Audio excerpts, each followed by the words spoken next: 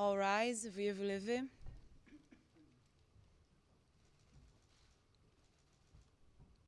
The International Criminal Court is now in session. L'audience de la Cour pénale internationale est ouverte.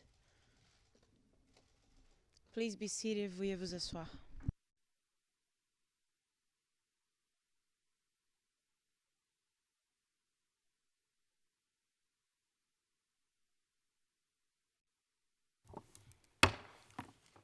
L'audience est ouverte. Bonjour à toutes et à tous. Madame la greffière d'audience, veuillez annoncer l'affaire, s'il vous plaît. Good morning, Mr. President. This is the situation in the Republic of Mali in the case of the prosecutor versus Al Hassan, Abdul Aziz, Mohammed, Mahmoud, case number ICC 0112-0118, and for the record, we are in open session. Merci beaucoup, Madame la greffière.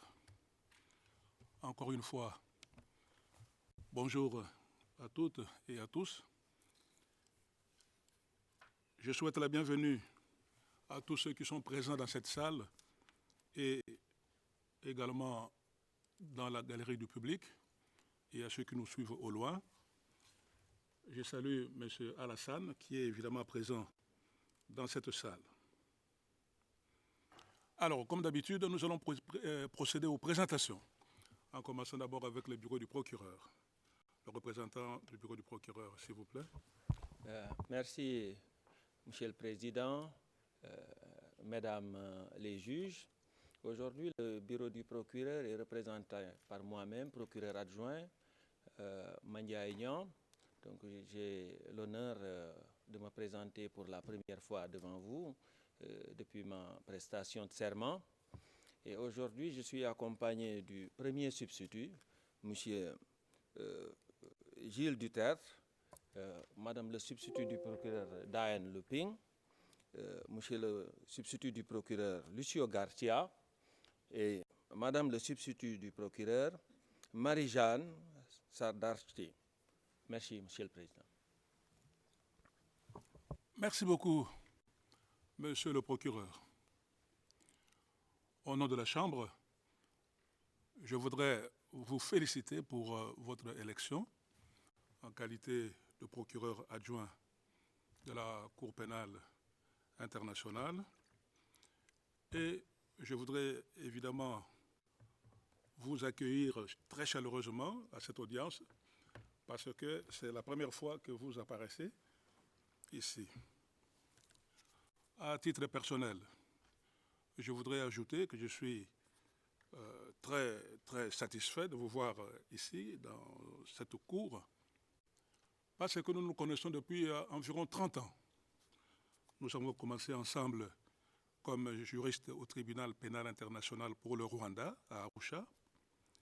Et puis nous avons travaillé également, tous les deux comme juges, au tribunal pénal international pour l'ex-Yougoslavie.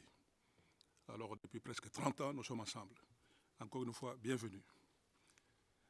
Je voudrais maintenant me tourner vers la défense. Maître Taylor.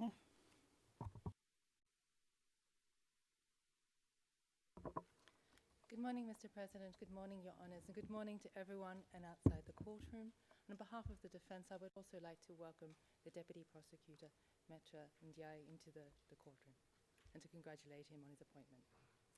The defence is represented today by myself, Melinda Taylor, by Maitre Mikhail Pesman, Ms. Cecile Lecole, Maitre Mohamed Yusuf, Ms. Leila Abid, Maitre Saha Marina Douce, Ms. Hanan Gal, and Ms. Melissa Beaulieu-Lucier.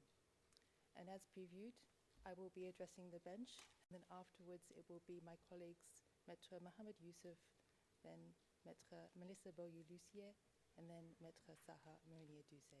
Thank you very much.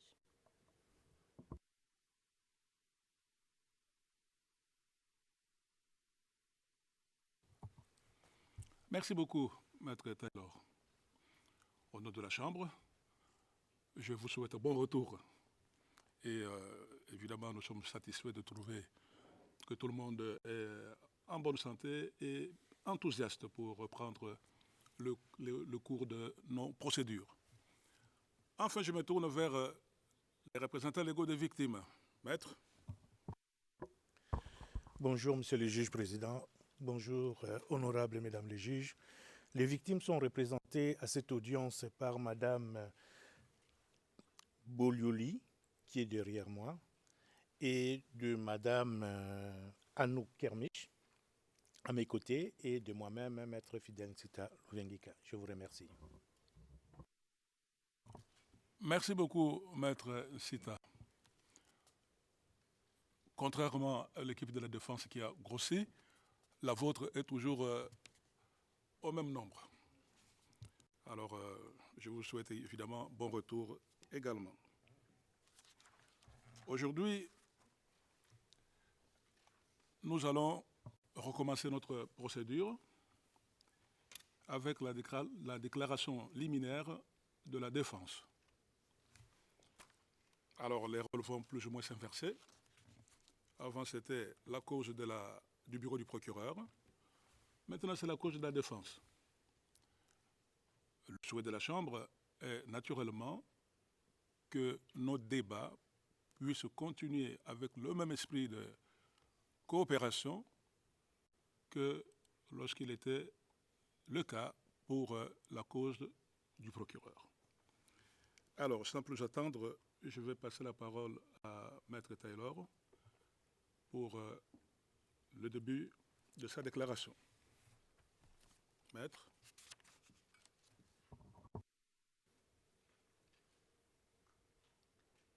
Mr. Al Hassan, Ag Abdul Ag Aziz, Ag Mohammed Ag Mahmoud, is a 44-year-old Malian national. A Tuareg from the Kalansar tribe, he is a father to 5 children and a pharmacist by profession. Mr. President, Your Honours, I am starting with these details because details matter. The prosecution's case. These charges lie not against an abstract entity or an amorphous concept, but against an individual, Al Hassan, son of Abdul Aziz, son of Muhammad, son of Mahmoud. And when you write your judgment, the question you will face is not only whether crimes were committed in Timbuktu, but whether this person before you, Al Hassan, is to blame for these crimes, and whether he, of all persons, should be punished. And it is our submission and our evidence that he should not. Al Hassan should not be convicted because he happened to live in the wrong place at the wrong time with the wrong ethnicity. Like many of his generation, Al Hassan was exiled to refugee camps in Mauritania and then Libya at a young age. Driven there by the twin specters of drought and ethnic cleansing at the hands of the Malian army and its proxy militia. He was educated in Libya at a time when the country was still under Western sanctions, virtually cut off from the rest of the world. And as a Tuareg, he was not able to pursue further education in Libya and risked being drafted into the army and dragged into Libya's many wars.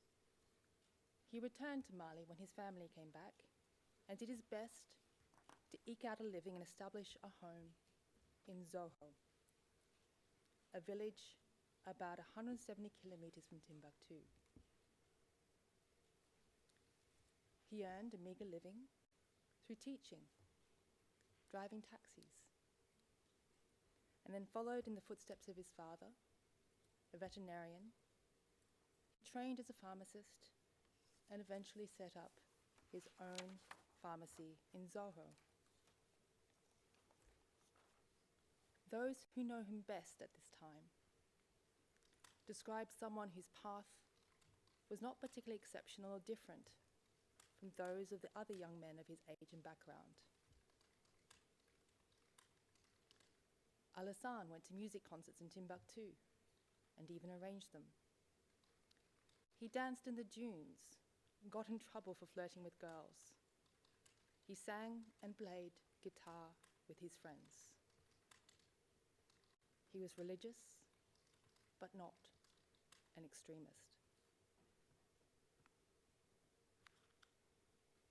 When 2012 rolled around, Hassan was not a member of any political or armed groups, although lines were being drawn in the sand as the people of Azawad rose up for the fifth time in 50 years to fight for their right to self-determination. Now, Azawad is a name you've heard throughout the case. But what does it mean? It's an Arab version of a Tuareg word meaning wide, empty plains. That is, the desert that stretches from Timbuktu to the borders. And these plains of Azawad were full of people, but empty of hospitals, schools, or law courts for decades. The events of 2012 did not arise from a vacuum. They were the fruits of colonization, corruption, and neglect. The state of Mali was a fiction created by French colonizers. It existed on paper, but never in reality. The French set up their buildings, their universities, their courts in the south in Bamako, but largely left the north to fend for itself in accordance with pre-existing tribal customs and religious practices. On the eve of the departure of the French, the notables of Azawad, through the Cadi of Timbuktu, petitioned the French to recognize their right to territorial independence. But afraid that this could lead to a domino effect in neighboring countries, the French refused outright independence. Instead, they opted for ambiguous compromise, autonomy, and a special status for the North. Words that can mean everything in theory and nothing in practice. And for decades, the people and cities of Azawad were marginalized and victimized. Attempts to achieve change were derailed by a combination of reprisals and divide and rule politics. The post-colonial state of Mali was formed in 1960, and the first Tuareg rebellion was launched 2 years later in 1962, put down with the help of weapons from Morocco and Algeria. The government responded by imposing military rule and martial law in the north and forbidding tourism. Severe droughts and poverty forced many into exile over the coming decades until the next Azawad rebellion was launched in the 1990s. Mr. President, Your Honours, this is a photo from the 1990s. On the left, you see Ira Gali. In the middle, Ibrahim Bahanga. And on the right, Ibrahim Ag al-Habib. You have heard the first two names in the case before. In the charges, Ira Gali is described as the head of Ansar Deen. Prosecution witnesses have testified in relation to the role of Ibrahim Bahanga in leading the national movement for the liberation of Azawad, that is the MNLA, before he died in 2011. The person on the far right is Ibrahim Ag al-Habib, the famed rebel guitarist for the band Tinarawiwen. Their journey to these positions started with the 1990s, when there were simply 3 Tuareg freedom fighters. Their paths may have since diverged, but like everyone else in the Tuareg and Azawad community, They crossed and were connected by the shared cause of Azawad. They returned from Libya in the 1990s and with a band of very few took on the Malian state and won, in the sense that they brought the Mali to the negotiating table and obtained key concessions for the north. This included the promise that the Malian army would reduce its presence in the north. Rebel combatants would be integrated into the Malian army, and units deployed to the north would include Azawadis, who would be less likely to target other Azawadis. It also included the promise that there would be greater political and security autonomy for the north and more development. These promises were never kept.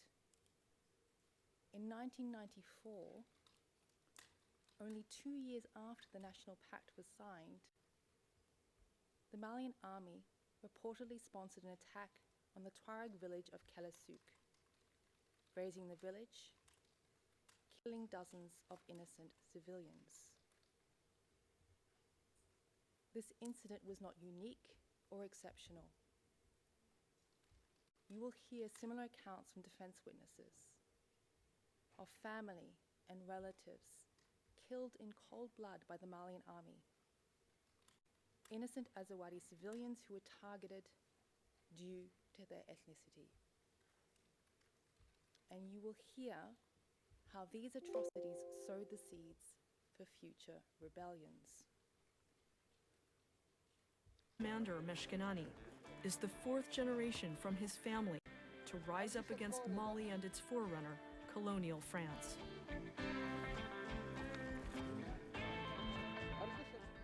الناس نكند عندنا تاريخ عريق ومرير لا تاريخ عريق ومرير دغا لغاهدنا فرنسا حاربناها فرنسا نكنس دسون دغار تجدر فرنسا إيتك فرنسا دي هند ورنا قبل الاستعمار If we could have interpretation.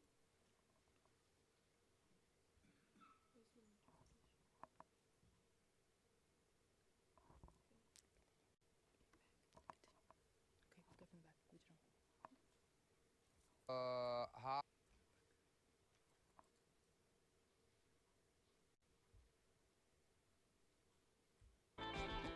Their veteran commander, Meshkinani, is the fourth generation from his family to rise up against Mali and its forerunner, colonial France.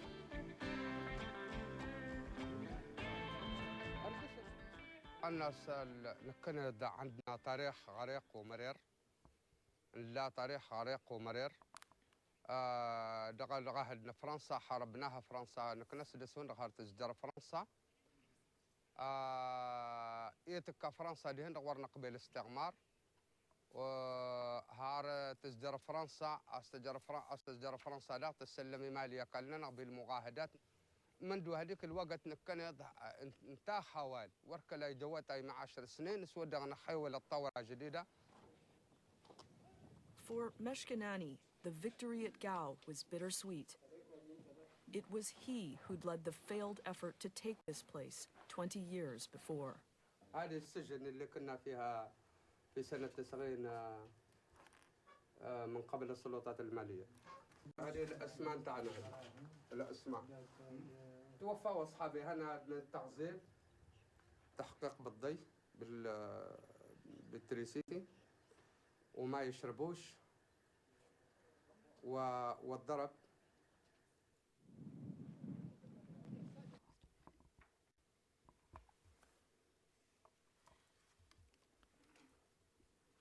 The rebellions of the past impacted the future. Past atrocities fueled the desire to obtain more control over their homeland to ensure their own protection from these atrocities. Past exactions by the Malian army led to a form of generational trauma, triggering a fight or flight response in the Tuareg community when the army launched operations against the rebels in 2012. Now, in 2006,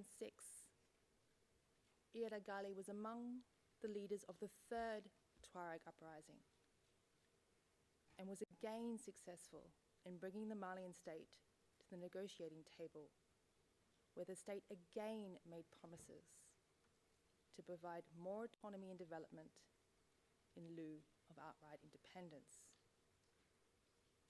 And importantly, the state promised again that the North could have more say and control over security and protection. The state once again failed to honor its commitments. At the same time, the state attempted to weaken opposition by stoking ethnic and tribal rivalries and divisions in the North. And the politics of division entailed supporting and arming various militia groups and giving free rein to Al-Qaeda in the North. And I would ask for the next section to also be interpreted.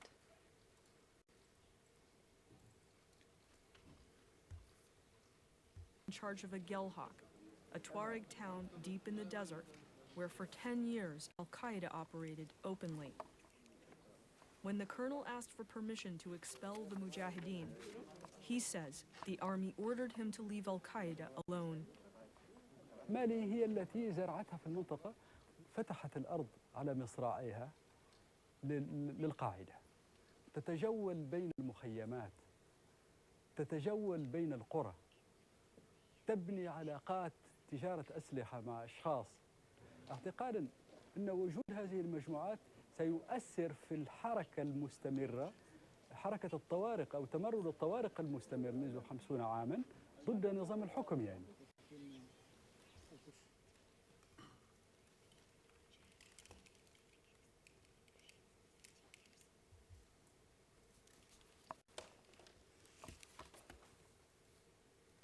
Mr. President, Your Honours, Al-Qaeda did not arrive in northern Mali in 2012.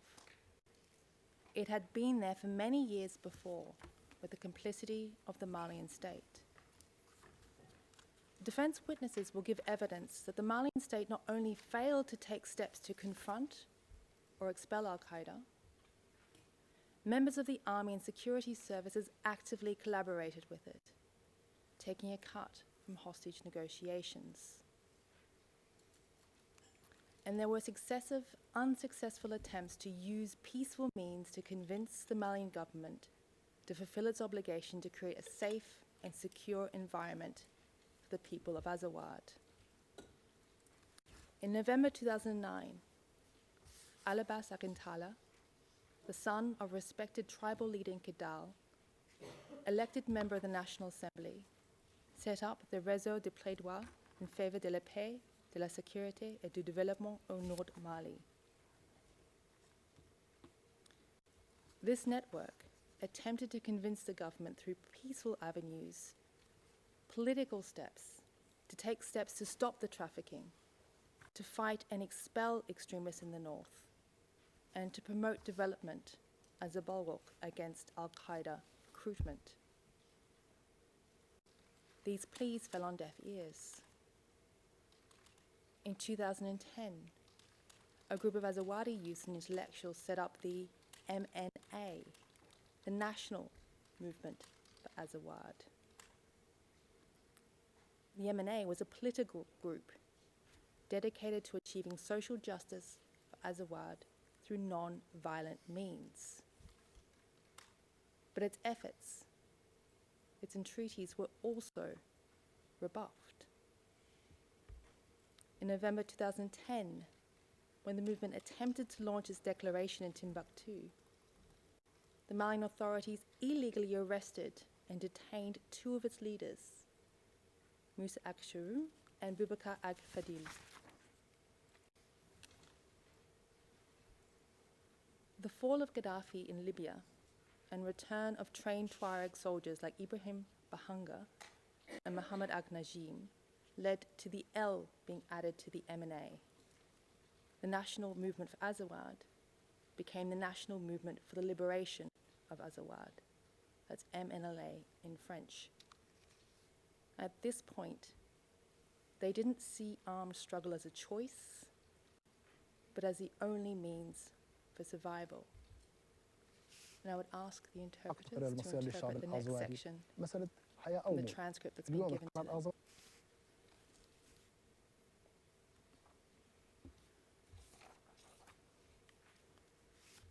حق تقرير المصير للشعب الأزواري مسألة حياة أو موت. اليوم القرار الأزواري قرار نهائي فيما يتعلق باسترداد حقوقهم التاريخية، حق إقامة كيان يخصهم، حق إقامة دولة ليس مطلب اليوم. بدأ من عام 1957 عندما وقعت مجموعة شخصيات أزوارية عريضة تقدم به الحكومة الفرنسية. منطقة أزوار لا يربطها بمالي سوى وجود الجيش المالي وقوات الأمان المالية في منطقة أزوار، وهذا الجيش لم يعد له أي دور فيما يتعلق بحماية استتابة الأمن أو الاستقرار في المنطقة. لم يعد له أي دور سوى اضطهاد الناس وزرع الخوف والإرهاب في نفوس سكان منطقة أزوار.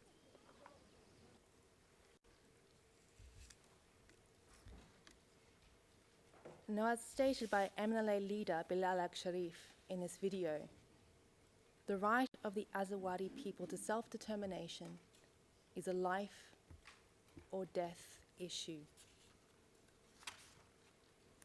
The Azawadi youth also followed their siren song.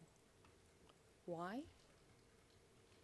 Because once the wheels of rebellion started turning, they didn't see any other choice for survival.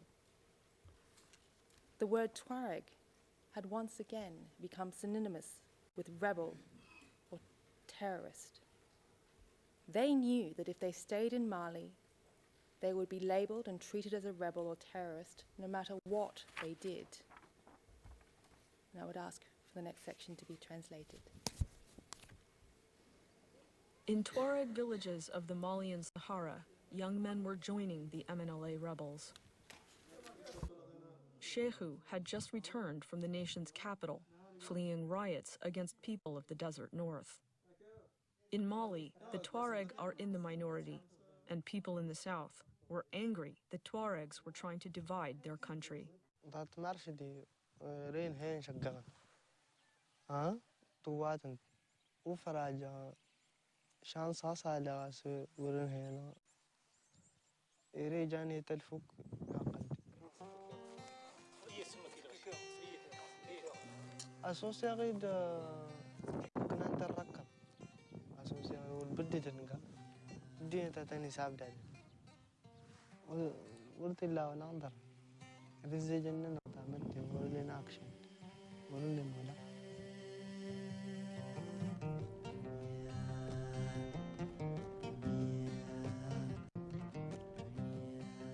In Mali, state power lies with the farming tribes of the sub-Saharan south. The vast northern desert is underdeveloped, remote from services and decision-making. The Tuareg have risen up 7 times against Mali and Niger since their independence in 1960. Villages like this provide the foot soldiers. 7 families lost fathers here, killed by the army during a previous Tuareg uprising in the 1990s.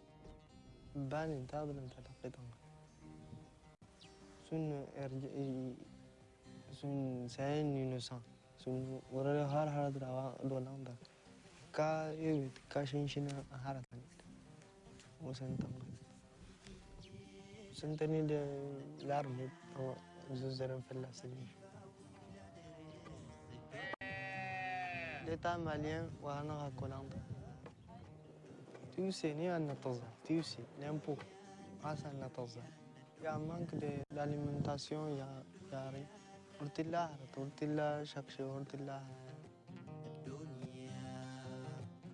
دا سين دبمك ورتي وضني تلا فروانا تلقوا أشيش هنا تنقى ورهنا هكن حرت عدو سني أقامين دي زلت ورتي سنتي ديفلوبمنت ورتي سنتي البروجيت ورتي سنتي دولا ورتي لاحر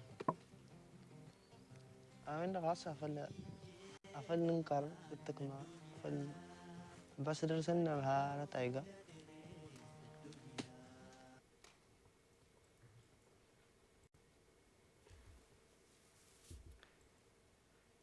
Reprisals, poverty, and fear. This was a powerful compound of elements that coalesced into a choice between rebellion or forced exile. And thousands did flee. Mr. President, Your Honours, you have already heard evidence from prosecution witnesses concerning their dangerous route to exile. One prosecution witness testified that while he was en route to a neighbouring country, his drivers were stopped by pro-government militia who accused them of being rebels and tied them up and tortured them. This witness explained how this incident spurred him to join the MNLA. Those that succeeded in reaching the camp faced a humanitarian nightmare, as the overcrowded camps in surrounding countries were ill-equipped to handle the mass exodus of Azawadis fleeing the Malian army. Defense witnesses that went into exile will describe the extremely difficult conditions they faced. And these conditions and difficulties were also documented at the time in reports and videos, which were asked to be interpreted.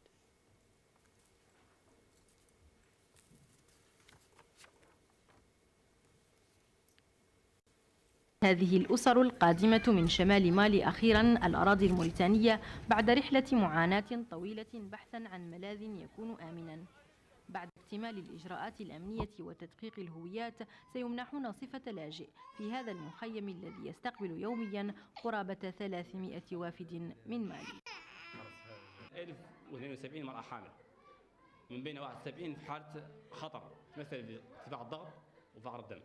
عندنا إجازة ولادة نرث و156 طفل مسجلة هنا عندنا. من بينها 650 حالة سوء تغذية متوسطة و250 سوء تغذية حاد. علي كان من أول الوافدين إلى المخيم عند اندلاع المواجهات بين الجيش المالي والجماعات المسلحة قبل أشهر. ترك رأس ماله من مواش في مالي وأصبح يقتات من بيع الحطب للاجئين، وقد فرت معه عائلة بأكملها تشكو ضيق الحال وتفتقر إلى الدواء والغذاء. يمنحوننا 4 كيلوغرامات، ولا نأخذ زيتا ولا سكرا ولا تمرا ولا لحافا ولا حصيرا ولا أواني للطبخ. منظمات الإغاثة الإنسانية الموريتانية والدولية تحاول مد يد العون إلى أكثر من 100,000 لاجئ في هذا المخيم، وقد أبدت قلقها من تدهور الأوضاع الصحية للاجئين الذين يشهد عددهم ارتفاعا وصفته بالمقلق مقارنة مع الإمكانيات المتوفرة. هناك تحديات تتعلق بالتمويل، فوضع اللاجئين الماليين في هذا المخيم يثير مشاكل كبيرة، لأنه لا يوجد عدد كاف من مصادر التمويل من قبل المانحين لتلبية حاجيات هؤلاء. معاناة اللاجئين قد تتفاقم بسبب حلول موسم الأمطار وما يصاحبه من تفشي أوبئة، وكذلك صعوبة الظروف المعيشية وارتفاع معدلات سوء التغذية والنقص الشديد في المياه الصالحة للشرب وانعدام النظافة. تسارع وتيرة وصول اللاجئين الماليين جعل منظمات الإغاثة الإنسانية الناشطة في الميدان تدق ناقوس الخطر من داخل المخيم، ومن هنا من نواكشوط لمطالبة المجتمع الدولي بمساعدتها من أجل تفادي الأسوأ. زينب متلبي، الجزيرة، نواكشوط.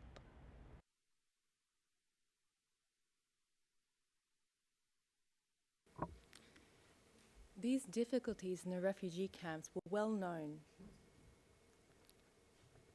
A defense witness that stayed in Mali will explain that he would have preferred to face death rather than go into exile without his family that could not travel or the animals he depended on for survival. Now to turn back to Hassan Abdulaziz. In 2012, when the rebellion broke out, Hassan was now himself a father. He was married and had a 2-year-old son, and his wife was on the brink of giving birth to their second child.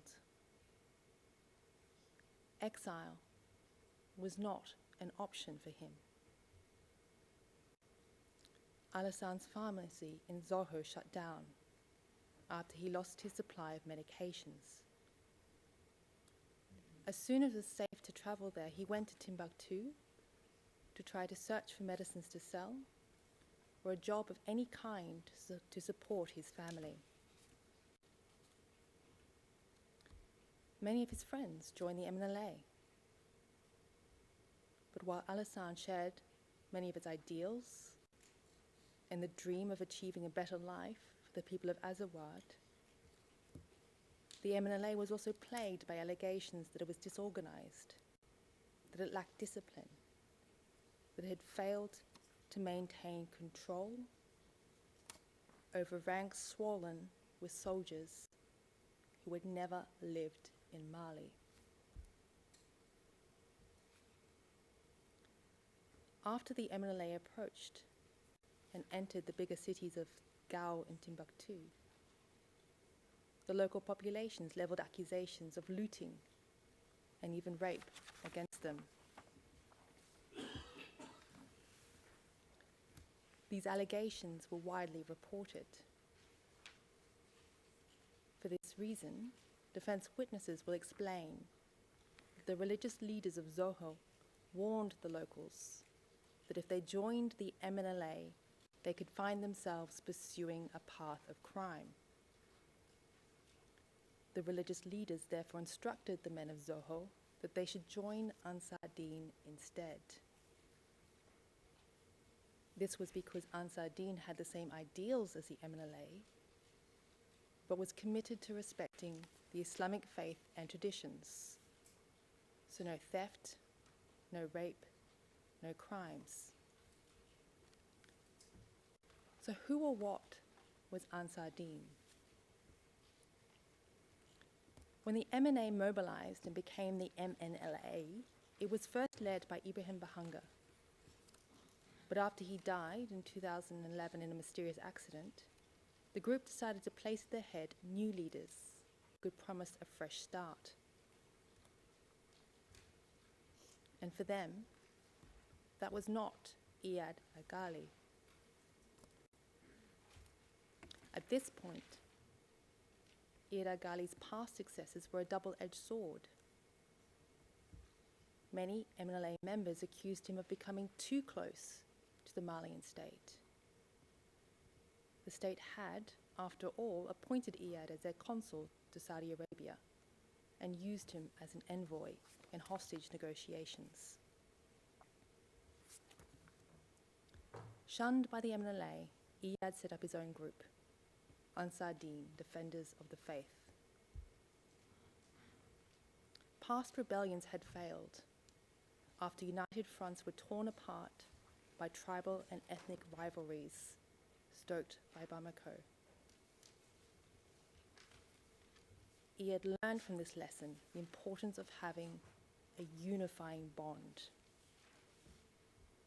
Given that the population in the north of Mali is predominantly Muslim, and conservatively so, the Islamic faith supplied this bond.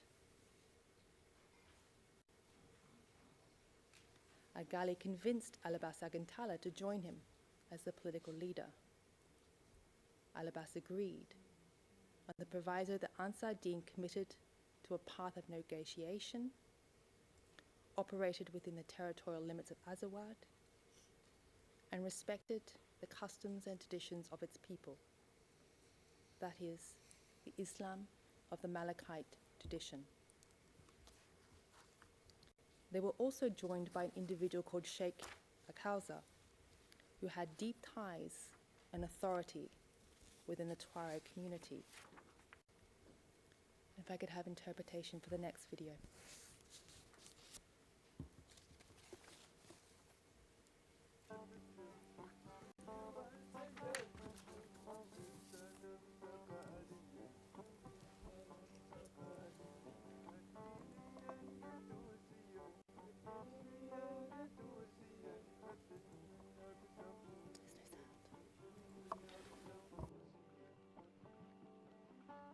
سوي تتزرد دين دون الناس جاء في السن منك النظري طور الناس ساكنين بس لأني بشا يلزم أن ننظف سفوسية الناس هلا في البيت السنة مساوى سمن السنة مساوى سمن اجرى ونور تيتكنا اجرى ونور تيتكنا ودي غسادس تكتب ودي غسادس تكتب يميني ولا غض السنة ولا غض السنة سجدتي النقو جاية سجدتي النقو جاية وجاية للسيد الأول وجاية للسيد الأول مستلم منك قدر الصن مستلم منك قدر الصن ساكنين تكما وانتين كنتين هاك اللغة ساكنين تكما وانتي تهجرون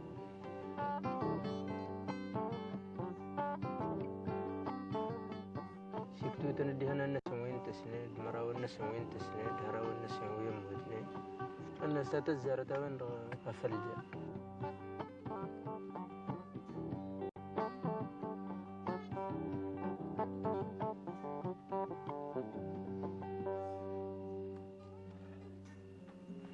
خلاص الناس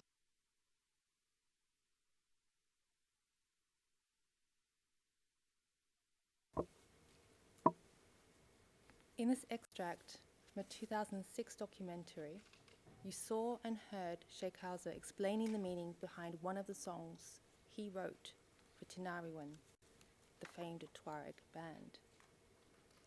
As you heard, the song has the lyrics, "You know, you only have one country, one faith, and one objective, and that was to build unity from one hand."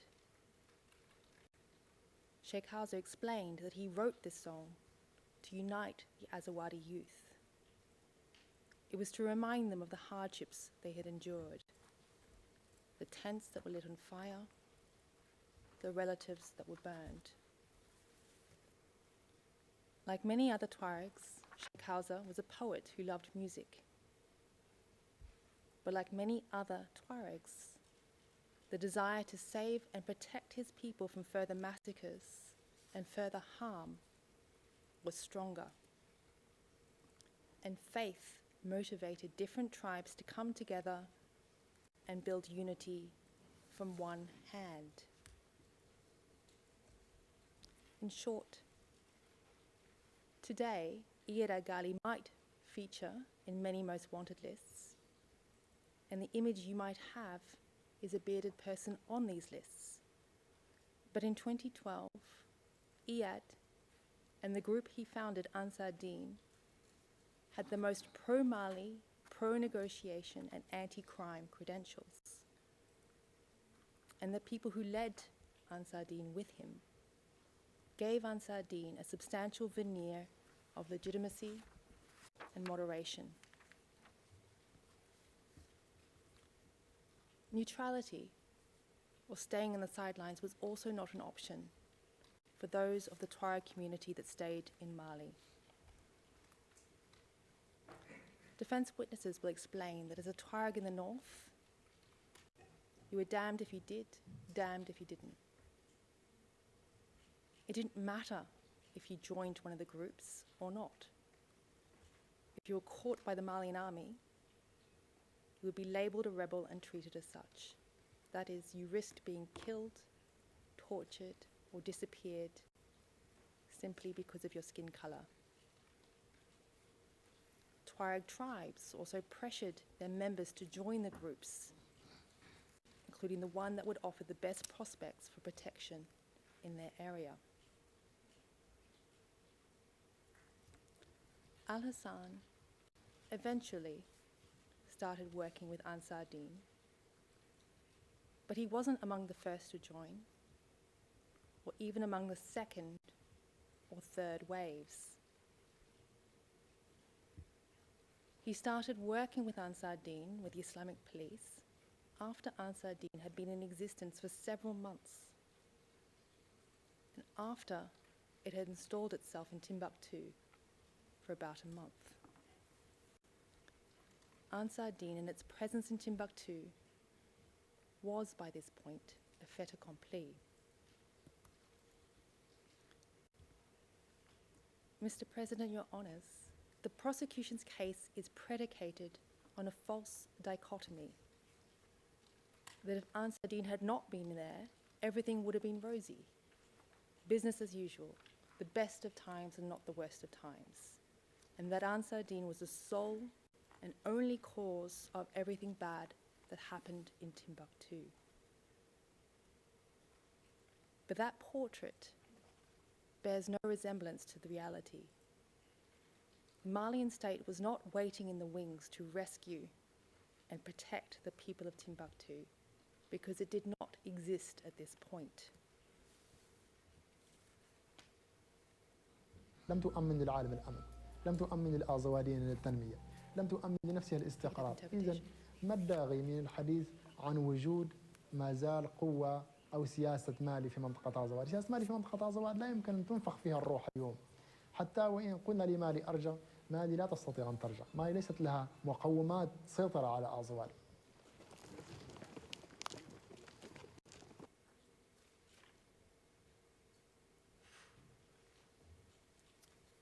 As stated by Bilal Ag-Sharif, even if we told Mali to return, it could not.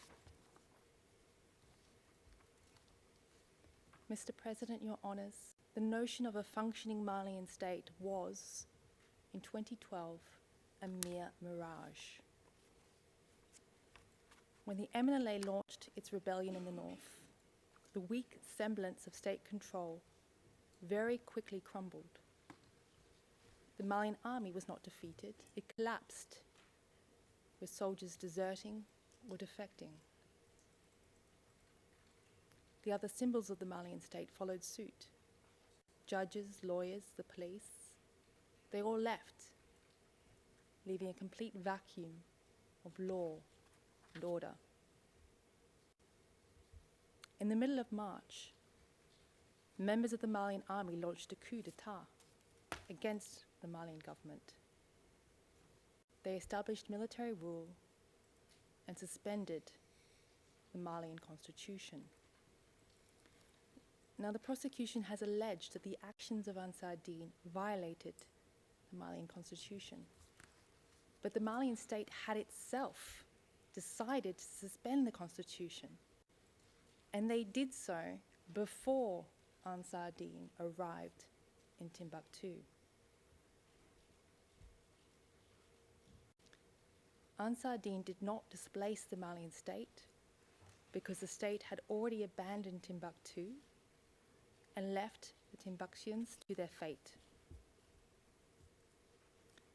The choice in April 12 was not between Ansar Dine and the Malian state, but between Ansar Dine or the MNLA or Al-Qaeda alone. Defense witnesses will describe the days that followed the coup d'etat. The MNLA had surrounded Timbuktu, although the Arab militia, also known as Dine's group, had been tasked to ensure its protections.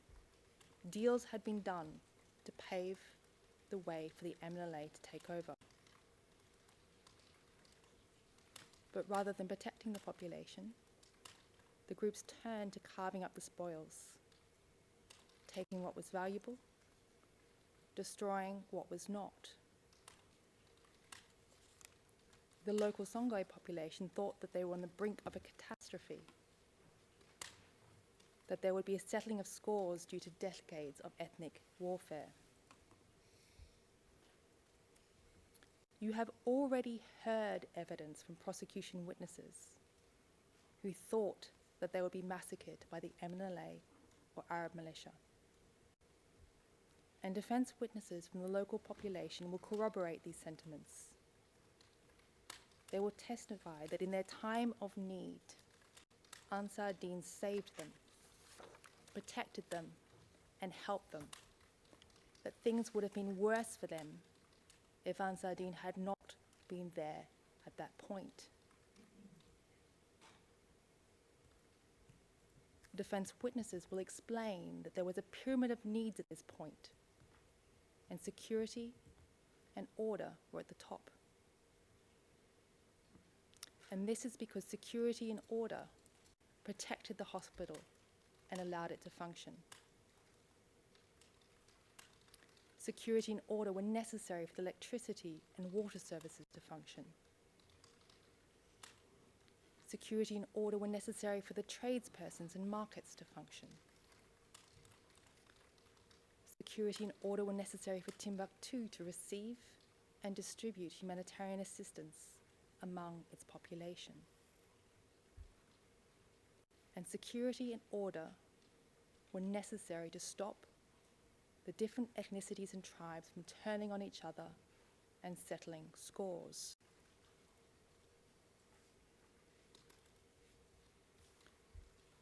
When Iyad Agali came to Timbuktu in April, he promised security and order. He promised assistance. He promised that Ansar Dine would help Timbuktu get back on its feet. And Ansar Dine, with the help of Al-Qaeda, delivered on these promises. The rebels, that is the MNLA and Arab militia, redeployed out of civilian areas.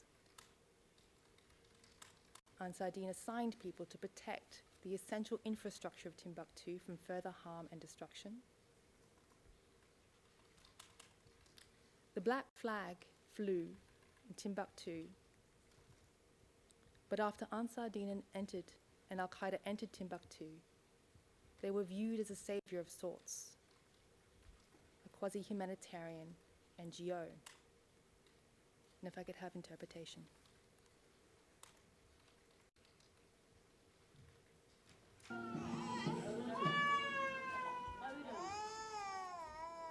In the Sahel and Sahara, hunger and malnutrition are chronic.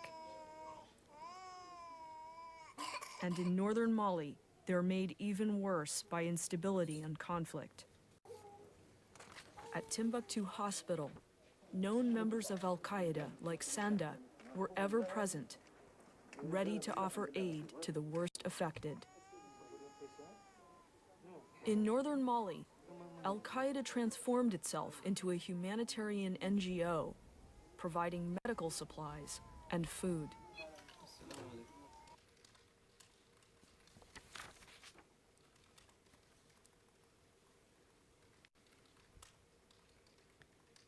To the Tuaregs that stayed in Mali, the ones who were caught between the devil and the deep blue sea, these good deeds were important because they saw Ansar Dine helping people, not hurting them. And if I could have interpretation for the next section.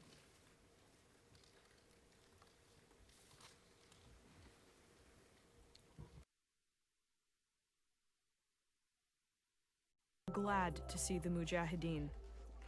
Like Tuareg families who'd lost their traditional herding way of life, now living in slums in the city. وخشادي دغنا نبرزي نبانا نشك شاي هراوني دغدا دالون نقشد يشكرا شقشد ايوا سالد والتلا اجن يمن سودو صصوهي ارغاوي لقد من ادنتي هرتي نسليتاوي والتلينا امان. Fatima too says Al-Qaeda are feeding her family.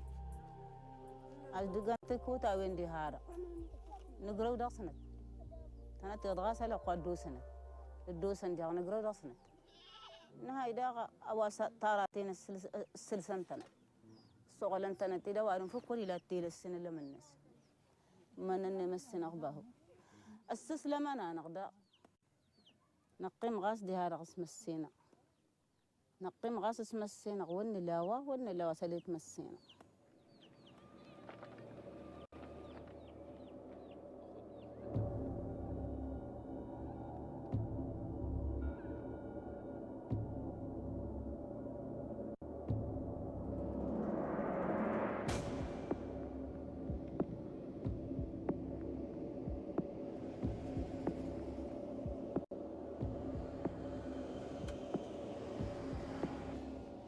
after 10 years in northern Mali, with millions of dollars to spread.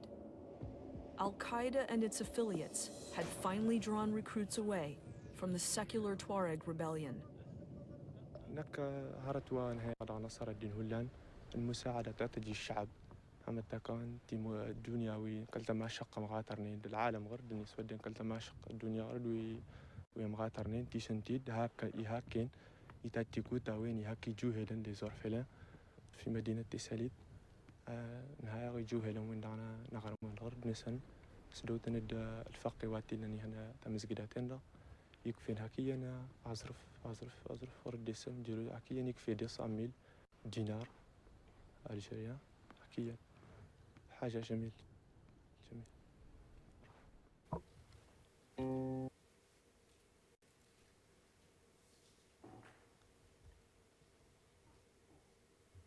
So when Al-Hassan started working with Ansar Dine in May 2012, it had established its presence in Timbuktu. Its infrastructure, its hierarchy, its goals and rules were fait accompli. And its work in ensuring security and distributing aid had won local hearts and minds. And if I could have interpretation.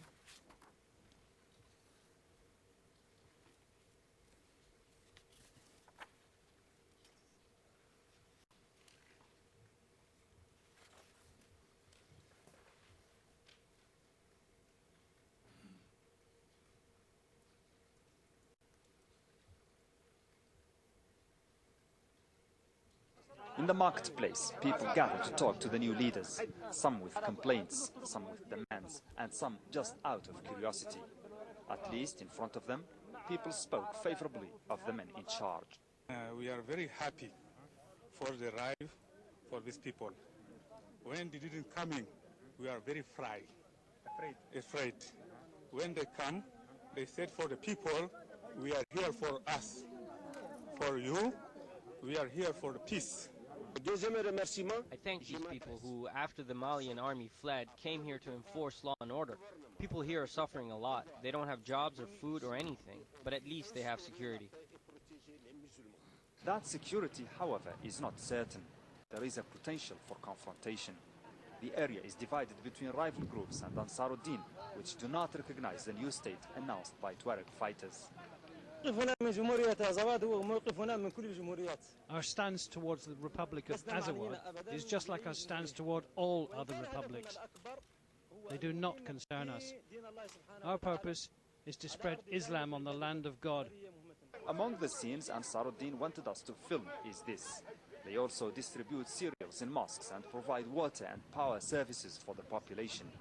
A battle for hearts and minds in an area that stands at a crossroads, not certain if it will continue to be part of Mali or become a new state or turn into another lawless land. Mohammed Val.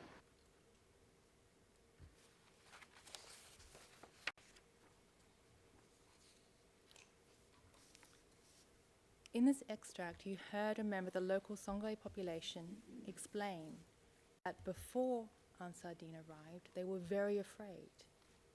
But after Ansar Dine arrived, they were very happy and did not want them to go. You have already heard evidence from prosecution witnesses concerning the positive steps taken by Ansar Dine. The free medical care, the free electricity and water. And defense witnesses will further describe and explain the critical assistance that Ansar Dine and Al-Qaeda provided in keeping Timbuktu as a town afloat. This included securing vital facilities from acts of theft and banditry, helping cultivators in the field by arranging for transport and fuel, helping transport old and sick people to the hospital. And unlike the past, ensuring that humanitarian aid was distributed among the population fairly, without corruption. Timbuktu enjoyed the lowest mortality rate throughout Mali at this point. Defense witnesses will describe the role that Adam and the Islamic police played in hearing complaints and solving problems. After Ansar Dine and Al-Qaeda first arrived, a green number was distributed that the local population could call if they needed help or wanted to report a complaint. And the local population did use this number. They actively sought out the help of Ansar Dine. They called the Islamic police. They came to the police station for assistance because they wanted to have the police resolve these issues for them. They saw this service as a positive contribution to the daily life of Timbuktu.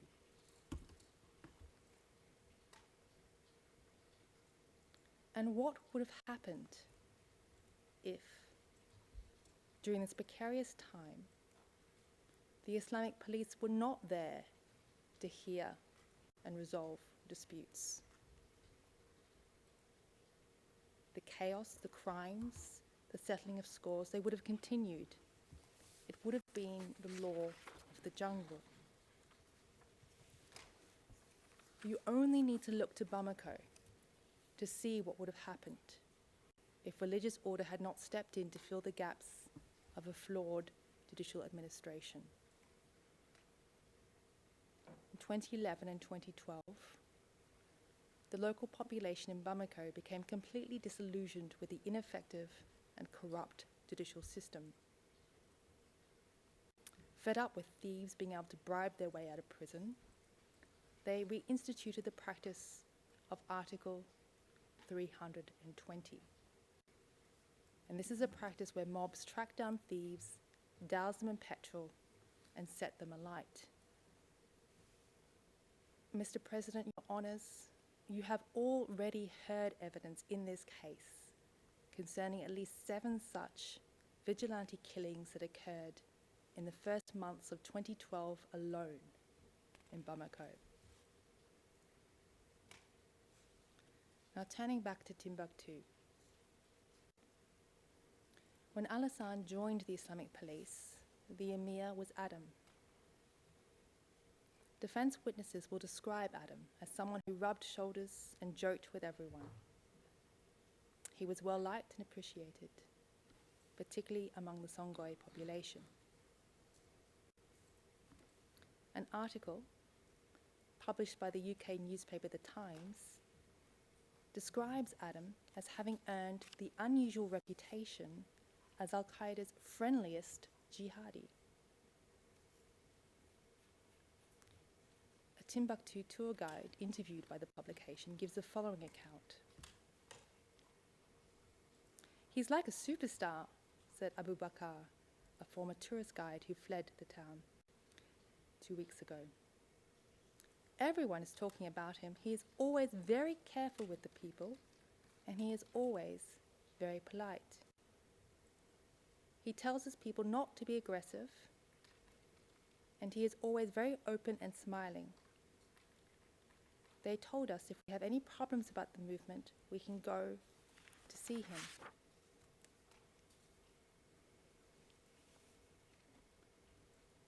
Mr. President, Your Honours, prosecution witnesses have described Alassane as someone who was gentle, kind, and helpful. And defense witnesses will describe Alassane as someone who did what he could to help the local population. He had a reputation for being approachable and helpful. He did not discriminate. And as an added bonus, he spoke local languages. They will explain that that is why his name was known, and his presence in the Islamic police was known to the local population. The locals knew that if they approached Alassane, he would try to find a way to help them, refer the matter to someone who could. Defense witnesses who were insiders or had first-hand knowledge of the inner workings of the group will testify that after Adam left the Islamic police, he was replaced by Khaled Abu Suleiman, who was from the Polisario. Adam spoke French and socialized and banded with locals, but Khaled did neither.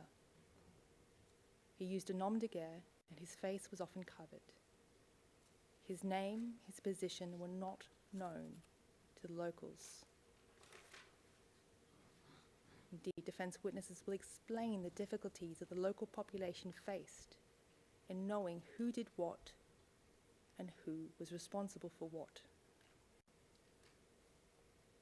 Many of them knew Al Hassan's name because he was from Timbuktu.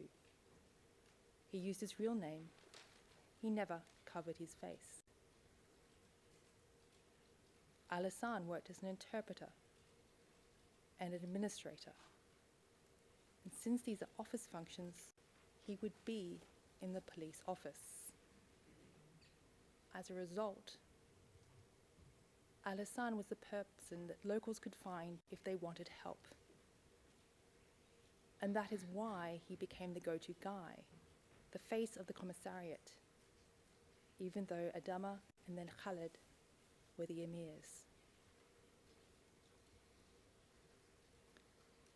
Security and order came with rules, and the prosecution has made much ado of these rules being new, of them being foreign, except they weren't particularly new or foreign. Metro Yusuf will address you on this point and describe the various local efforts that took place before 2012, efforts to implement similar rules of good conduct and to prohibit immoral behavior.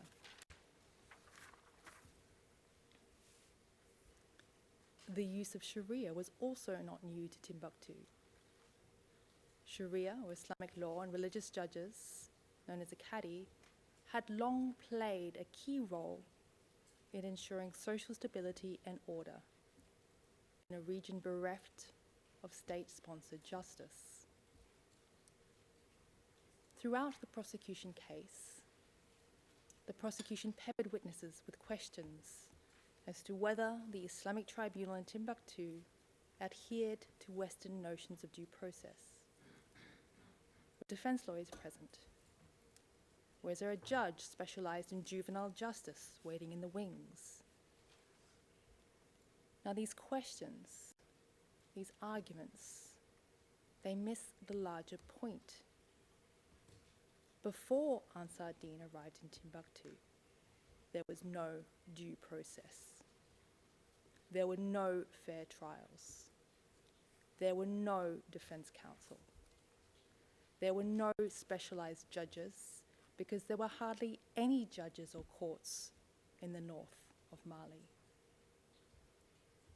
The state justice system, as applied in the north of Mali, was widely considered to be inexistent or ineffective and discriminatory, biased and corrupt. Whereas Malian laws promulgated in French in Bamako were not known by the Tuareg and Songhai-speaking populations of the north, the Quran and Quranic principles were broadly known and understood. Religious law was known, it was certain, and it was widely considered to be more legitimate than Malian law. As confirmed by prosecution expert P643, given the deficiencies in the Malian justice system, the religious judge, that is the Qadi, played a key role in ensuring access to justice in Timbuktu. The Qadi was in fact more trusted as an agent of justice than formal Malian justice institutions. Before, during, and after 2012, Sheikh Huka Huka received and adjudicated complaints from the local population, as did many other religious leaders and Qadis. The Malian authorities were fully aware of the role that he played before 2012 and the role he continues to play. Defence witnesses will also give evidence concerning the broad category of cases heard by caddies, and this included cases of marriage, divorce, theft, assault, even murder.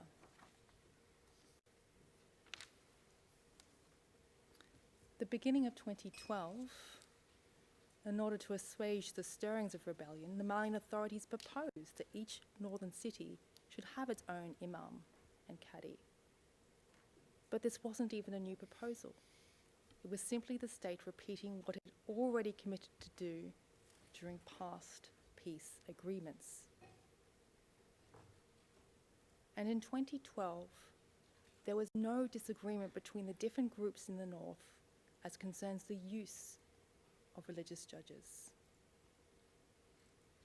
If it had been the MNLA and not Ansar Dine that stayed in Timbuktu, or if Al-Qaeda had never come to town, there still would have been an Islamic tribunal or a court in Timbuktu that applied Sharia. When the MNLA convened a meeting of imams and religious leaders in Gao in April 2012, they agreed to set up religious courts and apply Sharia in Azawad. And when the MNLA and Ansar Dine agreed to set up a transitional governance authority in Azawad, they both agreed to the use of religious courts and the applications of Sharia.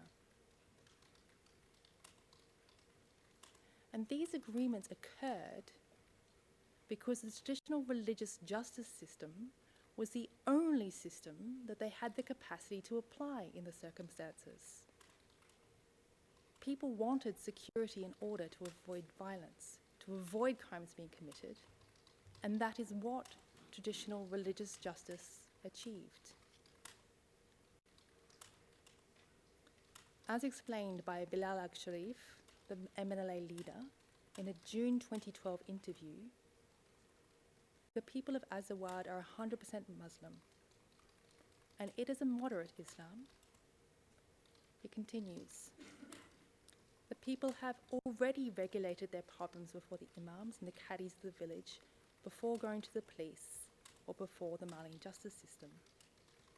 We, meaning the MNLA and Ansar Dine, have just officialized on paper the reality of Azawadians. And when Ansar Dine and Al-Qaeda came into Timbuktu, when they set up the Islamic Tribunal, they publicly promised that they would interpret and apply the Quran in accordance with the Malikite tradition, a tradition that will be explained by my colleague, Maitre Youssef. Now, if we bring this back to our client, Mr. Al-Hassan Ag Abdulaziz, we have to ask what any of this has to do with him. Al-Hassan played no role in the decision to set up an Islamic tribunal in Timbuktu. It would have existed even if he never existed. Al-Hassan played no role in policy or religious questions concerning how Quranic laws should be interpreted and applied by the groups in Timbuktu or by the Islamic Tribunal in specific cases. Excuse me for interrupting. We've had the Arabic interpretation on the English channel.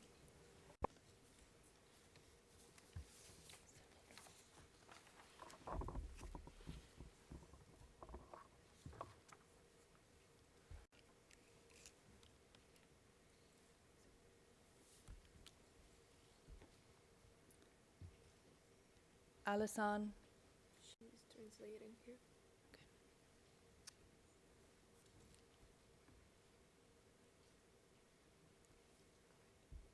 Do you want to go back? No.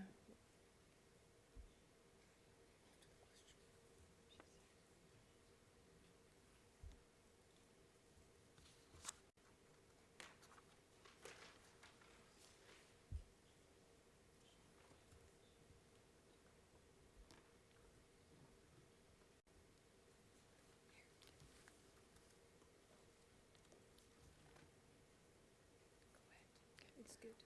Al-Hassan also played no role in the decision-making processes of the Islamic Tribunal. Prosecution witnesses have already testified that the tribunal conducted their own investigations and did not rely on police reports when formulating their decisions. Al-Hassan was a member of the Islamic police. And as a member of the Islamic police, he was obliged to respect and execute the decisions of the Islamic Tribunal. And this is what the police around the world do. They execute decisions and judgments. The very notion of law and order depends on their full compliance. Mr. President, Your Honours, blaming Mr. Al-Hassan for the contents of these judgments would be the same as blaming the security guards in this courtroom currently sitting next to him for the content of your future judgment, simply because they are the ones who brought Al-Hassan in and out of the courtroom.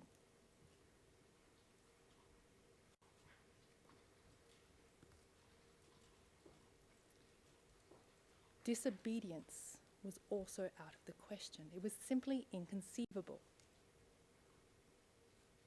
As my colleague Metro Yusuf will explain, the Qadi speaks with the voice of God. Going against the Qadi means going against the Islamic faith. And if you do so, you will be expelled from the Islamic faith.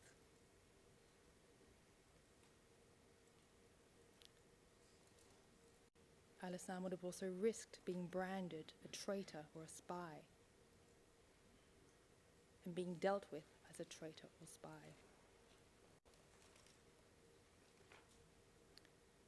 Now, during the prosecution case,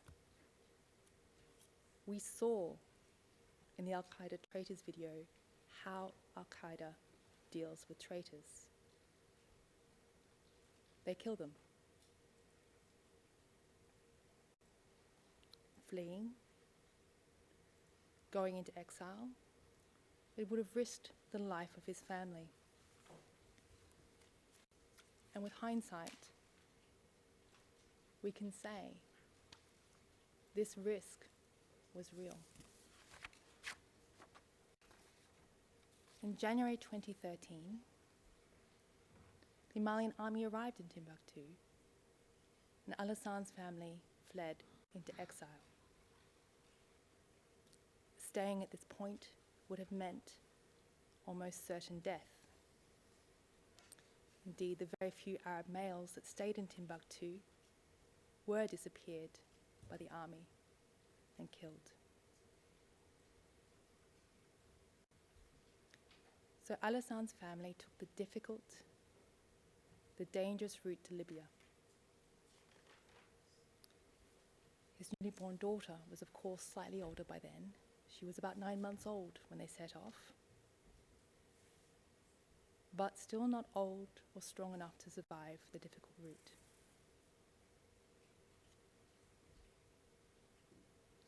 She contracted measles and died when they arrived in Libya.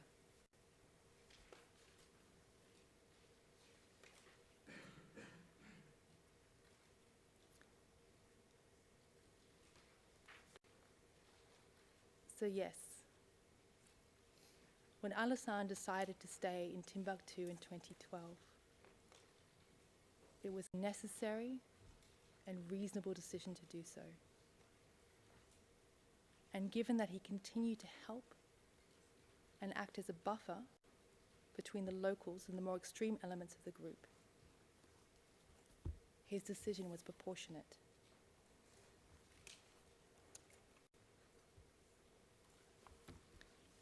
Now, when we look at the charges in this case, it appears that the prosecution raked through the coals of everything that happened in Timbuktu in 2012 to find and present as many allegations as possible. And they have decided to put Al-Hassan on trial for all these things.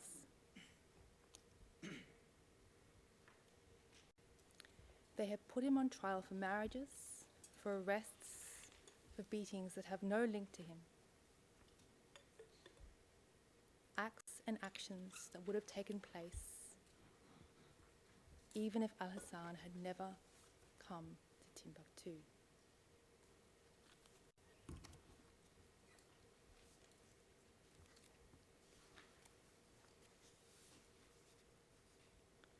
Mr. President, Your Honours, the point is not whether bad things happened in Timbuktu, but whether Ansar Dine, or more concretely, the Islamic police, had a common plan to commit specific crimes. And most importantly, whether Al-Hassan knew of such a plan, and with this knowledge made an intentional contribution to the realization of criminal acts. And the defense will demonstrate that the prosecution's case, it falls at the first hurdle. There was no organizational plan to commit assaults or to mistreat the local population.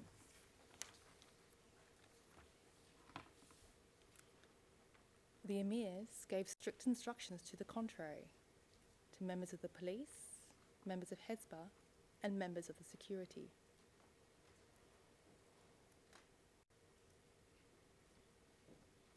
Members of the group did have weapons, but they were also under strict orders not to use them or brandish them in front of civilians. The Quran also forbids forced marriage and rape, as did Ansar Dine.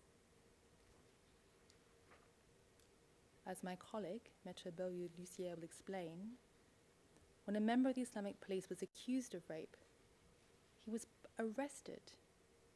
He was punished publicly, and the judgment of the Islamic tribunal aggravated his conviction and punishment because he had a weapon on him at the time. He was punished for misusing his position and misusing his weapon. Individuals who took advantage of their position or power were punished.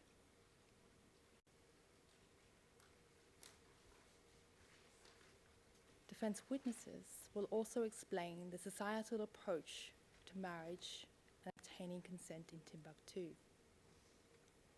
This approach remained unchanged in 2012. If the proper procedures for consent were not followed, the Islamic tribunal would dissolve the marriage. A further glaring gap concerns the issue of knowledge. Prosecution witnesses testified that they didn't tell anyone as concerns what happened to them. And defense witnesses will testify that even close family members, even neighbors, were unaware of incidents of forced marriage or rape taking place.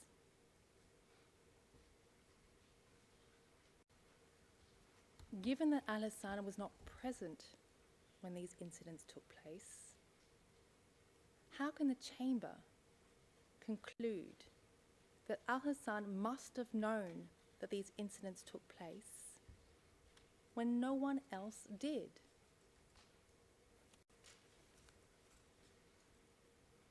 A further liability flaw that will be exposed during the defense case is that the prosecution has expected the chamber to close your eyes and ignore the presence of other groups that were in and around Timbuktu throughout 2012.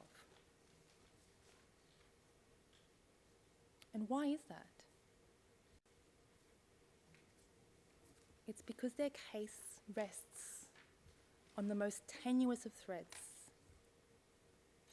That if someone spoke Tamashek or Arabic, if they wore a turban, then hey, voila, they must have been a member of Ansar Dine or Al-Qaeda or both? To be frank, it's still not clear. This case, this position, it ignores the reality that will be described by defense witnesses.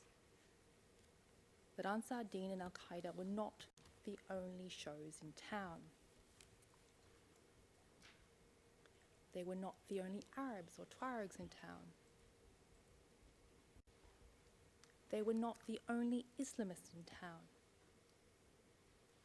And they were not the only turbans in town.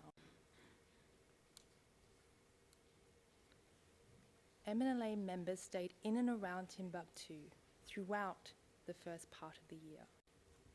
They were armed. They had checkpoints. They spoke many different languages, including Arabic and Tamashek. They wore turbans and traditional bazars. Dina's group, composed of Barabish Arabs, were also in and around Timbuktu. Ansar al-Sharia were also there. The list goes on. These charges, these allegations, they offend basic notions of individual criminal responsibility. If you hold Mr. Al-Hassan responsible for disaggregated actions, for incidents committed by unidentified individuals, where do you draw the line? The presumption of innocence simply does not allow the court to convict an individual on flawed assumptions and stereotypes, like those that underpin these charges. Nor does the drive and desire for justice take precedence over the need to ensure due process. And due process requires this court to weigh very carefully the implications of relying on statements taken from tortured detainees. And this is a topic that my colleague, Metta Mounia Doucet, will elaborate further. She will explain that defense witnesses will describe the circumstances of Mr. Al-Hassan's arrest in 2017.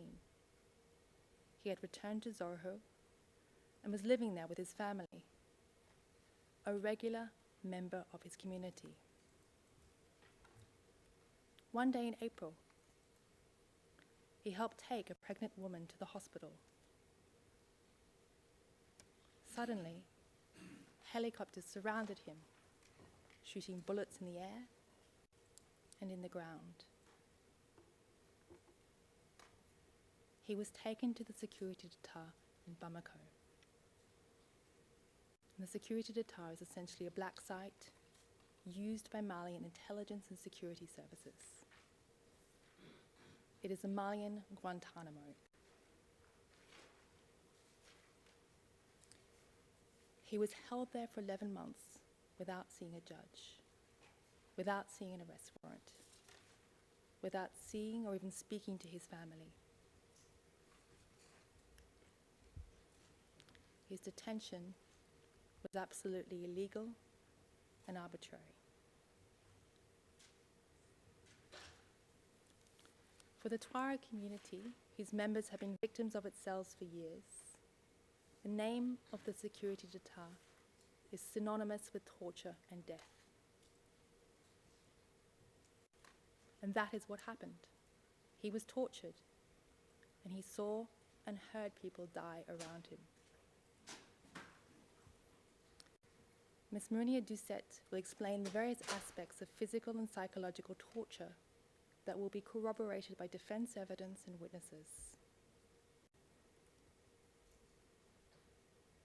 She will describe the stark reality of being held incommunicado, of being disappeared from the outside world, of living and breathing the dark stench of death and torture each day. This reality, these experiences, which were embedded in Al-Hassan's mind and very existence at the time, they drain all weight and reliability from any evidence that Al-Hassan provided to the ICC prosecution when he was held captive in this hell.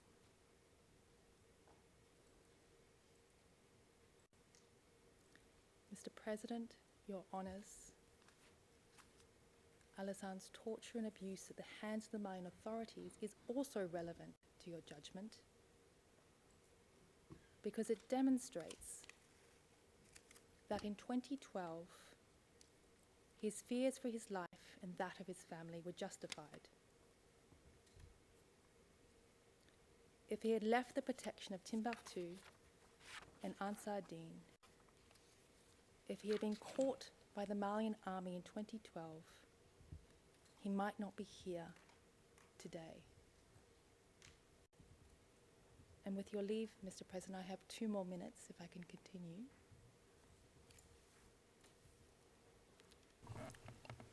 Allez-y, Maître Taylor. Allez-y, s'il vous plaît. For these reasons, Mr. Al-Hassan's role in the Islamic police must be viewed in light of the totality of circumstances that existed in 2012. He was simply one man, a petit poisson, in an impossible situation. On one side, he faced the risk of torture and ethnic cleansing by the Malian army. And on the other side, the real risk of disobedience to Al-Qaeda emirs would have engendered death or severe harm. Caught between the frying pan and the fire, like many others, he chose the least worst option. Mr. President, Your Honours, you've already heard evidence from locals that they cooperated, they collaborated because they had no choice.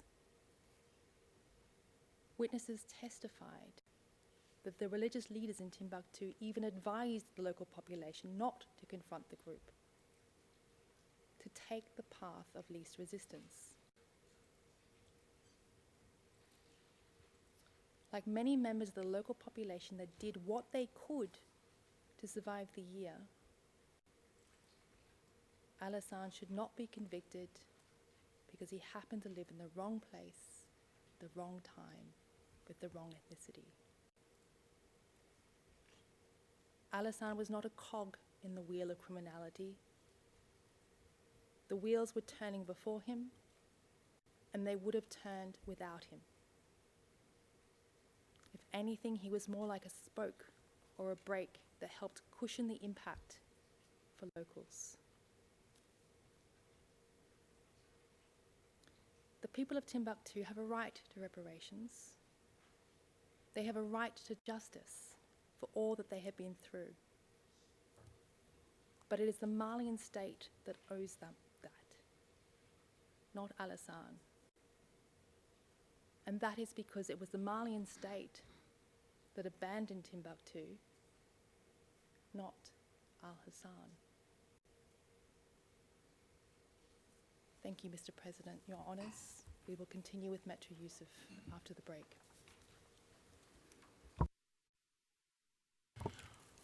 Merci beaucoup, Maître Taylor, pour votre présentation.